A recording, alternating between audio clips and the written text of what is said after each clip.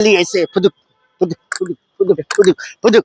अब बिहार का चुनाव पार्टी के सरकार ऐसा धड़ाम से गिरेगी, ऐसे गिरेगी, चारों खाने चित जूते पड़े ना अंधभक्तों के ऊपर कि तुम अंधभक्ति में चूर थे, ले लो ठन गोपाला। नमस्कार दोस्तों, मेरा नाम अभिषेक शर्मा। आपने देखना शुरू कर दिया था फर्जी पत्रकार, क्योंकि दुनिया कहती है और आप सोच रहे हो कि मेरे को हंसी क्यों आ रही है। हंसी इस बात पे आ रही है क्योंकि फर्जी चैनल हमारा है, लेकिन फर्जी पने जो बातें हैं वो हम सामने देख के हमको हंसी आएगी। क्योंकि हम जो भी हम देख रहे हैं, राहुल गांधी के मंच से एक मोहम्मद रिजवी करके जो है प्रधानमंत्री माताश्री को गाली का शब्द का इस्तेमाल करते हैं। लेकिन रितेश देशमुख जो है अभिनेता है, उन्होंने एक ट्वीट किया है। जो मोहम्मद रिजवी हैं वो बीजेपी पार्टी के हैं, वो बीजेपी के कार्यकर्ता रह चुके हैं। चलते सीधा खान चाचा से बात करते हैं कि इनकी क्या राय है कि फर्जी चैनल तो हमारा है, लेकिन जो देश दुनिया में चल रही है पहले वोट चोरी और अब ये फर्जी बातें हैं। तो चलते इनसे बात करते हैं, इनकी क्या राय है। जी क्या है चाचा? आप तो खुल के कह रहे हो कि मैं फर्जी हूँ, लेकिन वाकई में जो सच्चाई आप देश और दुनिया को दिखाते हो, ऐसा कोई कर भी नहीं सकता।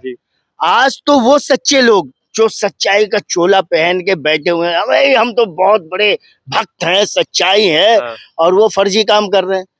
अब बताओ, कांग्रेस का चोला पहन के कोई भारतीय जनता पार्टी का आदमी कांग्रेस के मंच पे खड़ा होकर के ऐसे शब्दों का प्रयोग करे कि देश में हिंसा और आगजनी, मारपीट और क्या क्या फैल जाए, कांग्रेस बदनाम हो जाए। ये सब कृत्य, ये सब क्या कहते हैं, षड्यंत्र।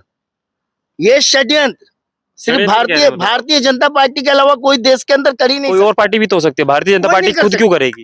कोई नहीं कर सकता भाई, क्योंकि षड्यंत्रकारी पार्टी अगर षड्यंत्र नहीं करेगी तो उनका खेल कैसे चलेगा।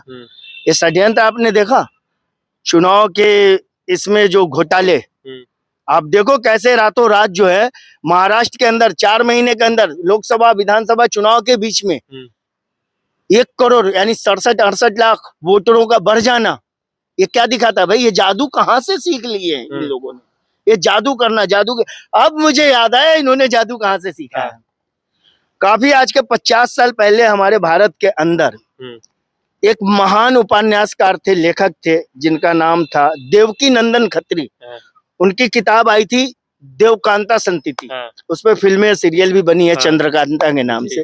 उस किताब में 13 भागों का वो किताब था, उपन्यास था, हम लोगों ने पढ़ा है काफी गहनता से, अब काफी रुचि से। सारे षड्यंत्र की कहानियां उन्होंने वहां से ली है। कैसे अय्यारी करनी है, किसका चेहरा मुखौटा लगा के कहाँ घुस जाना है, हिंदू हो या मुसलमान हो तो वो टीका और जनेऊ करके जा करके कहीं मुस्लिम इलाके में बम फोड़ दे, उसको मार दे और हिंसा भड़क जाए कि यार ये हिंदुओं ने किया, या कोई हिंदू हो मुसलमान की टोपीदारी बना करके घुस जाए किसी हिंदू के मंदिर में, वहां जाकर के कुछ कर दे तो देश में कैसे दंगे अराजकता फैले, कैसे लोगों को जो है कि आपस में बांटा जाए, हिंदू मुसलमान किया जाए। ये सब राजनीति कौन कर रहा है देश के अंदर? कौन कर रहा है? आप शब्दों की बात करते हो।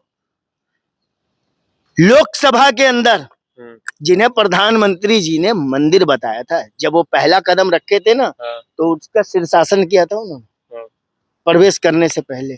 उस मंदिर में प्रधानमंत्री जी के सामने एक मुस्लिम सांसद का अपमान होता है, धर्म के ऊपर, जाति के ऊपर, उनको आतंकवादी कहा जाता है। प्रधानमंत्री जी फेविकोल खा के बैठ जाते हैं। इंटरव्यू में ये भी कहता है मैं हिंदू मुस्लिम राजनीति नहीं करता। अरे ये बात कपड़ों से पहचाने जाते हैं। ये शब्द किसके थे? देश के अंदर गायों को लेकर के, जो गायों पे जो है कि ये मॉब लिंचिंग हो रही है, जो गौ रक्षक दल जो है कि गाय ले जाने वाले चाहे हिंदू हो मुसलमान हो, वो उसको जला दे रहे, मार दे रहे, इस पे प्रधानमंत्री जी ने मौन धारण कर रखा है। अरे गाय को आप आस्था, भारतीय आस्था पशु क्यों नहीं घोषित करते? राष्ट्रीय पशु पक्षी तो बहुत है, लेकिन आप गौ माता को राष्ट्रीय आस्था पशु घोषित क्यों नहीं करते? 11-12 साल की आपकी सरकार है, गाय को कोई हाथ नहीं लगाएगा गलत नियत से। लेकिन आज अच्छे नियत से भाई, दूर दराज बिहार, बंगाल, कहाँ के लोग हरियाणा और पंजाब से गाय ले जाने में डरते हैं। दुधारू गाय जो उनका बिजनेस के लिए, दूध के लिए, वो ले जाने में डरते हैं। गायों की बिक्री नहीं हो पा रही है। प्रधानमंत्री जी के मुंह में टेप लगा हुआ है। ये बताइए तो क्या सजा होनी चाहिए जिसने गाली बकी है? भाई वो किसी भी पार्टी का हो, भाई किसी भी पार्टी का हो। मैं प्रधानमंत्री जी के माता श्री के ऊपर किए गए अपमानजनक शब्दों की घोर निंदा करता हूं, और सरकार और कानून से मांग करता हूं, देश के समाज से मांग करता हूं कि ऐसे अपराधी को कठोर से कठोर सजा दी जाए। लेकिन सवाल यहाँ पे बनता है, शुरुआत तो आपने करी है, शुरुआत तो आपने करी है। देश के अंदर हिंसा, देश के अंदर अलगाव, देश के अंदर अपमानजनक शब्दों का प्रयोग।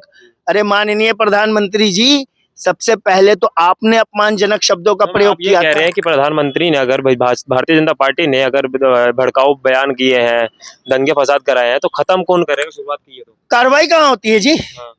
कहाँ कार्रवाई होती है ऐसे लोगों पे? अगर देश के अंदर कोई मुसलमान आरोपी पकड़ा जाता है, उस पर अपराध भी सिद्ध नहीं होता, सिर्फ आरोप लग जाते हैं कि उसने बलात्कार किया, हत्या की और वो स्मैक का काम किया, नशा काम किया, कुछ किया, आरोप भर लग जाता है, वो गिरफ्तार होता है। उसके गिरफ्तार होते ही उसका घर मकान बुलडोज कर दिया जाता है, ढा दो, चाहे कितने पैसे का हो, ढा दो। और वही अपराध यदि देश के अंदर कोई हिंदू करता है या कोई भारतीय जनता पार्टी या हिंदू संगठन से जुड़ा हुआ व्यक्ति करता है, उस पे कहीं कोई एक्शन नहीं, वो गिरफ्तार तक इस मुद्दे से बिहार के चुनाव में कुछ असर पड़ेगा? देखा जा रहा दंगे फसाद हो गए हैं, वहाँ पे पत्थर और लाठियां चल रही हैं। तो ये दंगे फसाद होंगे नहीं जब आपने शुरू से 11 सालों से ऐसे अराजक तत्वों को आपने रोका नहीं, उन्हें कानून के हवाले नहीं किया, उनको सजा नहीं दी। बहुत बड़ा फर्क पड़ेगा। किसकी सरकार पे? भारतीय जनता पार्टी की सरकार। लोग उस पर ही उंगली उठाएंगे ना, सरकार आपकी। राहुल गांधी के पुतले फूके जा रहे हैं, लेकिन फूकने दो ना, कितने पुतले फूकोगे आप, कितने फूकोगे? क्या नतीजा लग रहा है आपको अभी बिहार चुनाव में? भाई नतीजा, राहुल गांधी देश के लिए है एक आंधी। अच्छा, राहुल गांधी देश के लिए है एक आंधी। इन्होंने, राहुल गांधी जी ने जो देश के लोगों को ताकत दी है ना, शक्ति दी है ना, अभी तो लगता है ऐसा में चुपचाप बैठे हुए, तो कोई भारतीय जनता पार्टी के खिलाफ आवाज नहीं उठा सकता था, कोई कुछ नहीं बोल सकता था, कोई उनके ऊपर आरोप नहीं लगा सकता था। राहुल गांधी जी ने सबूतों के साथ देश और दुनिया को दिखा दिया कि किस प्रकार से चुनाव में घोटाले हुए। उन खास जगहों पे भारतीय जनता पार्टी के लोग विजेता घोषित हुए, और दूसरे दिल्ली में भी सरकार गिर गई ना। क्या किया था आपने? क्या किया था? खुलेआम चुनाव आयोग क्या उस समय सो रहा था? है जो कहता है हम न पक्ष में न विपक्ष में। बिहार के बोध गया में देखा जा रहा है कि 161 आयोग क्या उस वक्त सो गया था जब प्रवेश वर्मा खुलेआम नोटों की गड्ढा संस्था थी हमारी। आज कहाँ संस्था? चुनाव के पहले संस्था पैदा हो गई और चुनाव खत्म होते ही वो संस्था खत्म, वो संस्था मर गई। या साहेब सिंह वर्मा जी जिस समय दिल्ली के मुख्यमंत्री थे, तब से मैं जानता हूं उन्हें, साहेब सिंह वर्मा जी को। मैं दिल्ली में पिछले 40 वर्षों से हूं, मैंने आज तक साहेब सिंह वर्मा जी को किसी संस्था के तहत किसी को कुछ बांटते हुए नहीं देखा। कोई सबूत देश के अंदर किसी के पास कोई वीडियो, कोई सबूत हो, निकाल के दिखा दो कि उनके पिताजी ने या उसकी संस्था ने कभी लोगों को कोई सहायता दी हो। चुनाव से पहले आप सहायता दे रहे हो, झुग्गियों में जा जाके बाकायदा लिस्ट बना के 1100 ये लो, अब वोट दो, अगली बार 2500। कितना बड़ा धोखा दिया, जिससे कहा था हर महीने मिलेंगे। उन बेचारी महिलाओं, झुग्गी वालों का पछता तो रहे लोग, पछता तो रहे, रो रहे ना। गैस सिलेंडर कहाँ गया? वो ऑटो वालों को, तो रिक्शे वालों तो दिख रहा है कि बहुत खुश है। वो तो कहता है कि मैं तो चाहता था। बिल्कुल खुश क्यों नहीं होंगे?